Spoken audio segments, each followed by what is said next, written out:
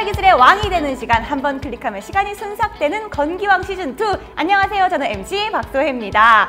오늘 함께 나눠볼 주제는요, 아차 하는 순간 위험 상황에 빠져버린다, 순식간에 생명을 앗아가는 교통사고입니다. 오늘 저와 함께 이야기를 나눠볼 분을 소개해드리도록 하겠습니다. 안녕하세요. 안녕하세요. 도로교통연구본부 이준형 수석연구원입니다. 네, 반갑습니다.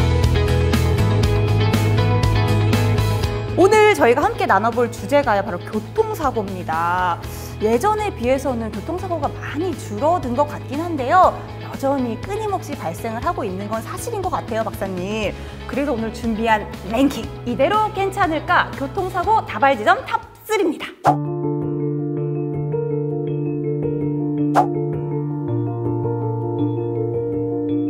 교통사고 다발지점 탑3는요, 바로 횡단보도였어요. 근데 박사님, 사실 횡단보도에서 사고가 나면은 보행자가 많이 다치잖아요.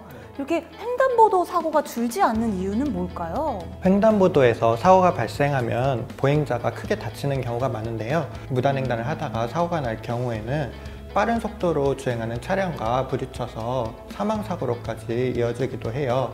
또 노약자나 어린이 같은 경우에는 걸음이 느리기 때문에 신호 내에 다 건너가지 못하는 경우도 많죠. 그래서 횡단보도 주변에서는 기본적으로 차량이 신호와 상관없이 속도를 줄여서 보행자를 보호해주는 노력이 필요한 것 같습니다. 맞아요. 저도 이제 매일매일 횡단보도를 이제 이용을 하잖아요. 그럴 때 가끔 깜짝깜짝 놀랄 만한 상황이 좀 발생할 때가 종종 있더라고요. 정말 보행을 하시는 보행자분들도, 또 운전하시는 운전자분들도 서로서로 주의를 해주셔야지 교통사고를 좀 줄일 수 있지 않을까라는 생각을 다시 한번 해봅니다. 그럼 두 번째로 사고가 많이 나는 교통사고 다발지점 탑2는요? 네, 두 번째 장소는요, 바로 터널이었습니다. 터널. 사실 터널에서 사고가 발생하면은 곧바로 대형 사고로 번지더라고요. 이렇게 터널 사고가 위험한 이유가 있을까요? 네, 터널은 터널 내 외부의 조도 차이와 좁은 시야로 인해서 대형 사고로 이뤄지는 경우가 많아요. 터널 내에서 돌발 상황이 발생했을 때 이것을 피할 수 있는 물리적인 공간이 매우 좁거든요.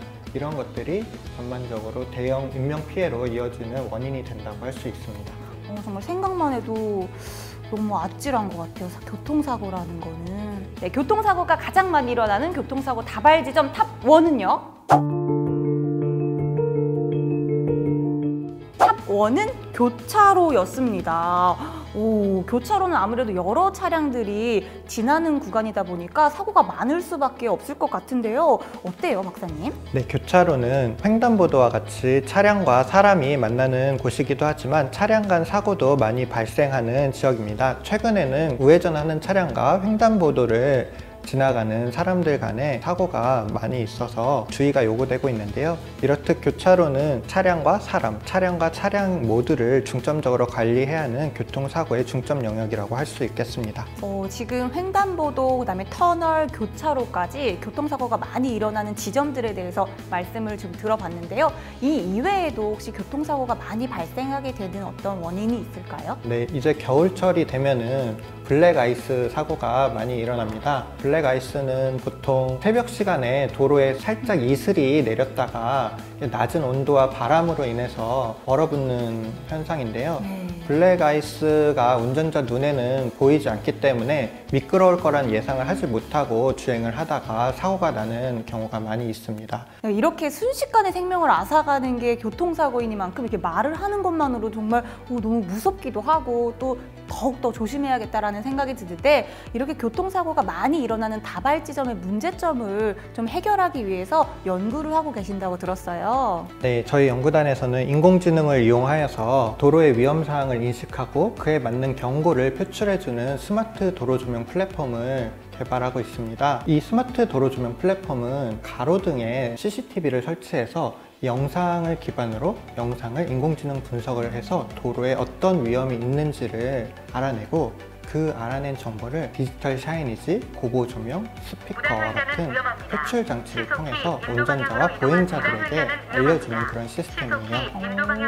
그럼 이 시스템이 감지할 수 있는 위험 상황에는 어떤 것들이 있을까요? 네, 기존 교통사고 사례를 바탕으로 교차로, 횡단보도, 어린이 보호구역, 터널, 결빙과 같은 5대 사고 다발 지역을 뽑아내었는데요. 예를 들어서 횡단보도를 건너는 보행자가 너무 천천히 건너서 보행 신호가 부족하게 되면은 보행 신호를 연장해 주거나 꼭 횡단보도가 아니더라도 도로를 무단횡단하는 사람이 보이면은 경고와 전방에 무단횡단을 하고 있는 보행자가 있다는 것을 차량에게 미리 알려주는 그런 시스템을 가지고 있어요. 어린이 보호구역 같은 경우에는 아이들이 군집을 이뤄서 걸어가고 있으면은 돌발 행동을 해서 교통사고가 나기도 하거든요. 이것을 방지하기 위해서 운전자에게 전방에 학생들이 있으니까 주의를 해라, 이런 위험사항을 분석해내고 있습니다. 엄청난 기술이네요. 어떻게 생각하면 이게 왜 아직도 없었나 싶을 정도로 너무 필요한 기술이라는 생각이 드는데, 사실 조금만 예측을 할 수 있어도 사고를 확 줄일 수가 있잖아요. 네. 저희가 좀 전에 터널에서 일어나는 사고에 대해서도 얘기를 했었는데, 터널 사고도 많이 방지를 할 수가 있을 것 같아요. 네. 터널에서는 앞에서도 이야기했듯이 운전자의 시야가 되게 좁기 때문에 어떤 위험이 있는지를 빨리 알아내지 못하는 경우가 많아요. 그래서 저희 스마트 도로조명 플랫폼에서는 크게 과속하는 차량, 갑자기 정차한 차량, 역주행, 보행자 출현, 이런 4가지 이벤트를 감지를 해서 터널에 진입한 차량들에게도 안내를 주고, 터널을 진입하지 않은 차량들에게도 전방에 이런 위험이 있다는 것을 알려주는 시스템을 만들어 나왔습니다.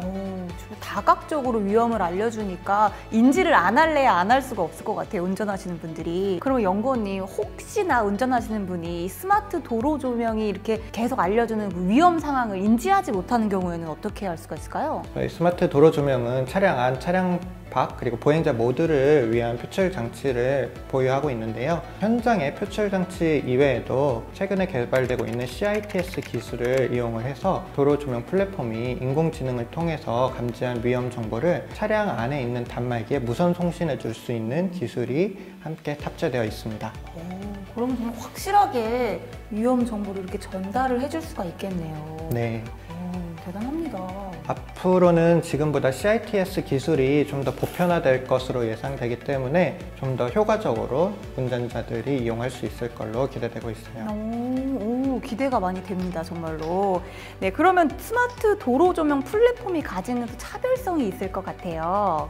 어떤 게 있을까요? 기존의 센서 기반의 시스템들은 좁은 센서의 감지 영역을 가지고 있었는데요. 스마트 도로 조명은 50에서 60m 정도의 간격으로 설치된 가로등에서 사각지대 없이 CCTV가 볼 수 있는 모든 영역의 위험을 감지할 수 있다는 그런 장점이 있습니다. 그리고 기존 시스템의 경우에는 관제 요원이 어떤 이벤트가 실제로 발생을 했는지를 모니터링 해줘야 되는 그런 점이 있었는데, 저희는 인공지능이 자동으로 어떤 위험이 있는지를 분석을 해서 현장에서 먼저 대응을 하기 때문에 현장 대응에 소요되는 시간을 크게 단축할 수 있는 장점이 있습니다.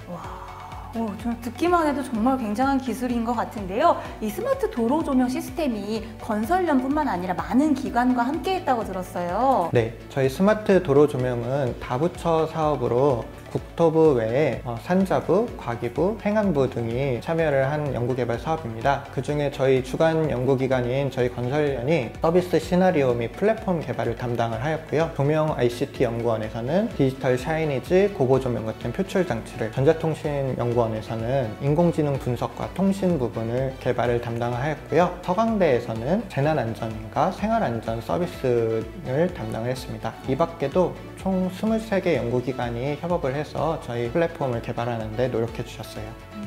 그러면은 이 스마트 도로 조명 저희가 언제쯤 만나볼 수 있을까요? 네, 현재는 저희가 연천에 테스트베드를 구축을 해서 테스트를 열심히 하고 있는데요. 내년에는 지자체를 대상으로 실증을 희망하는 곳을 모집을 해서 여러분들께서 실제 체험해 보실 수 있을 것 같습니다. 내년이면 얼마 남지 않았네요. 네. 빨리 한번 체험을 해볼 수 있는 시간이 왔으면 좋겠습니다. 네. 네, 오늘 이렇게 건기왕 함께 해주셨는데요. 오늘 어떠셨어요? 유튜브는 첫 촬영이어갖고 정말 긴장이 됐는데요.